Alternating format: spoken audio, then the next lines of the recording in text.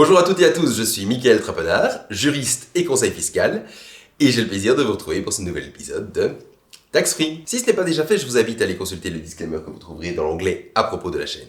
Comme à chaque fois, avant d'aller plus loin, si en visionnant cette vidéo, il vous venait en tête un autre sujet de fiscalité, ou bien si vous aviez une question complémentaire, eh bien n'hésitez pas à m'en faire part en commentaire de cette vidéo, et j'en tiendrai compte pour la rédaction des sujets futurs. Dans la vidéo d'aujourd'hui, nous allons nous intéresser aux donations, et aux raisons pour lesquelles on y a recours dans le cadre des planifications successorales.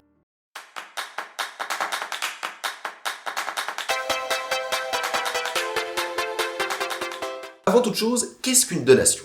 Une donation, c'est un acte par lequel vous allez remettre à quelqu'un d'autre l'un des biens qui vous appartient. Fondamentalement, pourquoi est-ce que l'on procède à une donation, outre les questions d'ordre fiscal sur lesquelles je vais revenir plus tard? Eh bien, c'est généralement pour deux grandes raisons. C'est soit parce que l'on souhaite pouvoir aider quelqu'un qui a un besoin financier immédiat, soit c'est parce que l'on souhaite qu'un bien spécifique soit remis à une personne en particulier. C'est-à-dire que si vous décédez sans testament, par exemple, et sans avoir fait de donation, eh bien, vos héritiers vont venir voir ce qu'il y a dans votre patrimoine et ils vont devoir se mettre d'accord entre eux ce que chacun va recevoir. Si vous prévoyez dès le départ qui va recevoir quoi, eh bien, ils n'auront pas le choix, ils recevront chacun ce qui a été prévu pour eux. Certains me diront peut-être, bon, tout ça c'est très joli, mais pourquoi commencer à faire des donations, pourquoi commencer à me dessaisir de mes biens, autant attendre que je sois décédé, j'ai pas besoin de commencer à faire ça. C'est tout à fait vrai, mais il y a quand même deux éléments auxquels il faut penser. Le premier élément, c'est que, bon, je parlais, lorsque l'on fait une donation, par exemple, je sais pas moi, les parents aux enfants pour qu'ils puissent acheter leur maison, ils vont peut-être pas avoir forcément le temps d'attendre 30, 40, 50 ans pour pouvoir enfin acheter leur maison. Et puis l'autre élément très important, c'est que il est très intéressant fiscalement de faire des donations plutôt que d'attendre une succession.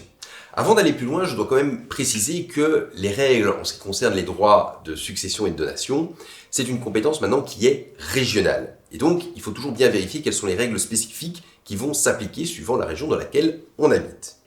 Ça vaut donc pour le défunt ou pour la personne qui donne. C'est toujours son domicile à lui qui va définir quelles sont les règles qui vont s'appliquer. Et surtout, pour cette question de domicile, le domicile il est vérifié dans les 5 dernières années qui précèdent.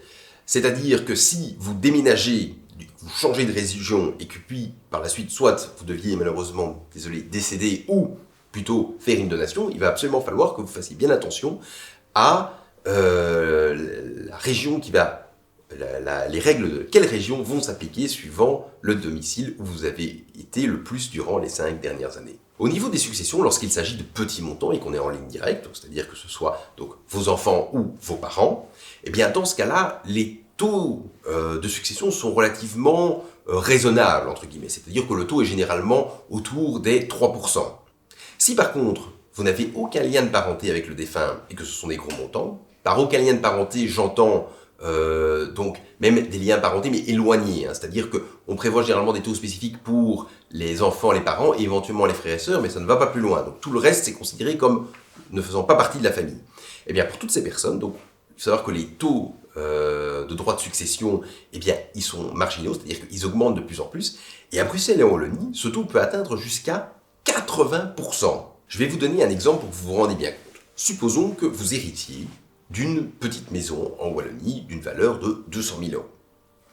Eh bien, sur cette maison de 200 000 euros que vous recevez de par la succession, vous allez devoir payer potentiellement, si vous n'avez aucun lien de parenté direct avec le défunt, un montant de droit de succession qui va avoisiner les 138 000 euros. 138 000 euros pour une maison de 200 000 euros. Pour l'anecdote, il faut savoir qu'en Wallonie, il avait été question à un moment de monter les droits de succession jusqu'à un taux marginal de 90%. Mais là, la Cour constitutionnelle a quand même considéré que à ce niveau-là, on était face à une confiscation plutôt qu'à un impôt. On voit quand même jusqu'où il a fallu monter pour qu'on considère qu'il y avait un peu de l'abus.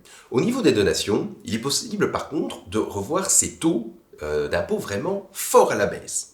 Alors, ça vaut surtout pour les donations mobilières.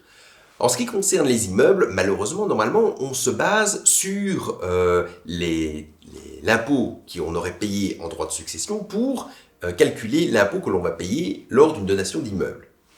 Il y a quand même une nuance à ce niveau-là, c'est que, donc comme je vous l'ai expliqué les taux pour les droits de succession ou pour les droits d'enregistrement pour une donation immobilière. Donc c'est un taux marginal, c'est un taux qui augmente de plus en plus. Et en fait, lorsque l'on fait une donation immobilière, on va regarder donc le montant de la donation que l'on donne et on va calculer le taux qui va s'appliquer. Si dans les 3 ans, on fait une nouvelle donation immobilière, et bien dans ce cas-là, on va prendre la première donation, on va ajouter la deuxième donation, et ensuite on va calculer sur cette deuxième donation l'impôt qu'on aurait dû payer comme si on avait fait la donation du tout d'un seul coup.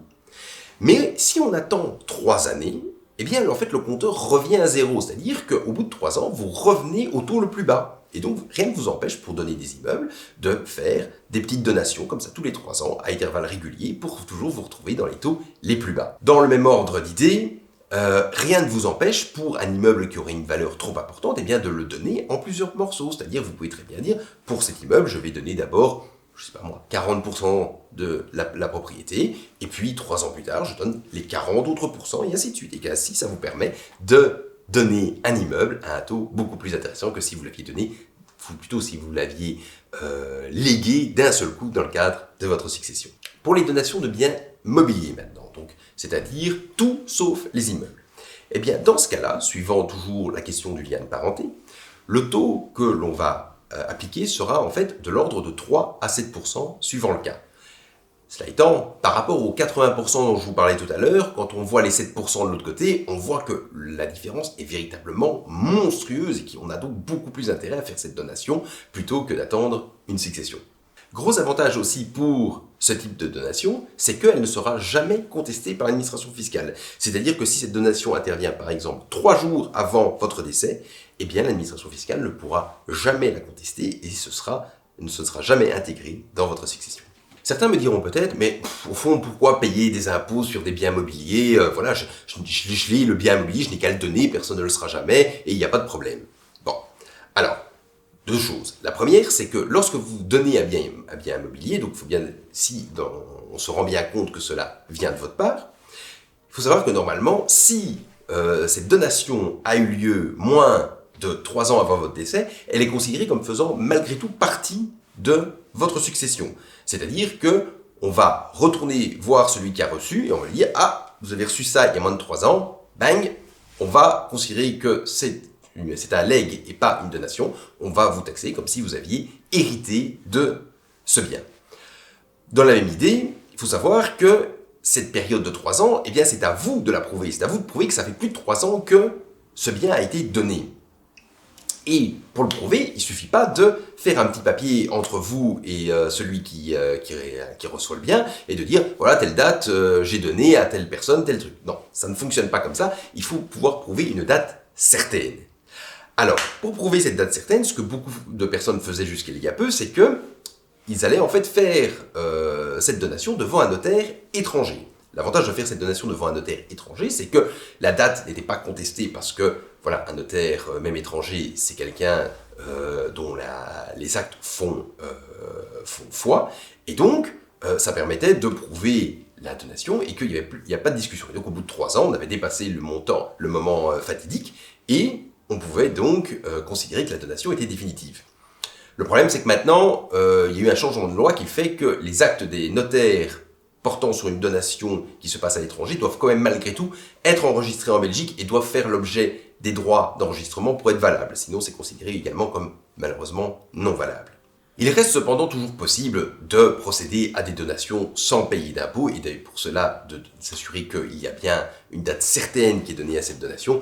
Mais cela s'avère malgré tout de plus en plus un exercice un peu périlleux et je ne peux que vous encourager à être assisté par quelqu'un si vous souhaitez procéder à ce type de donation. C'est tout pour aujourd'hui, j'espère que cette nouvelle vidéo vous aura plu. Si c'est le cas, eh bien n'hésitez pas à laisser un pouce bleu, un petit commentaire, à partager la vidéo, voire même à vous abonner à la chaîne. Si vous avez des questions plus spécifiques sur la matière que nous avons vue aujourd'hui, eh bien je vous invite à prendre contact avec un professionnel du chiffre qui pourra vous en dire plus. Et moi je vous dis à bientôt pour un nouvel épisode de Tax Free.